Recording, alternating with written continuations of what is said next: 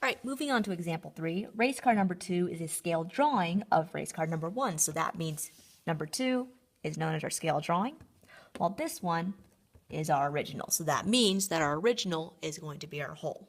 The measurement from the front of race car 1 to the back of race car 1 is 12 feet, while the measurement from the front of race car 2 to the back of race car 2 is 39 feet. If the height for 1 is 4 feet, we need to find the scale factor, write an equation to find the height of what number 2 is going to be. Explain what each part of the equation represents in this situation. So what we need to do first is find a scale factor. Usually they will tell us a piece of information that we need from both the original and from the scale drawing. So what we have here is the front and back of number 1 and the front and back of number 2. So part, percent, and whole. Obviously, we don't know what the percent is.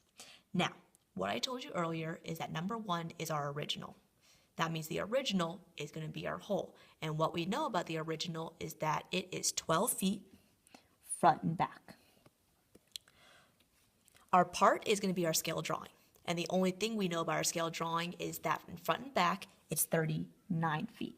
So you want to make sure the numbers that you are comparing are like the things that you should be comparing in the picture. So you shouldn't be comparing this to this. It's always the same parts to it. So using part equals to percent times whole, 39 equals to percent times 12, divide 12 on both sides.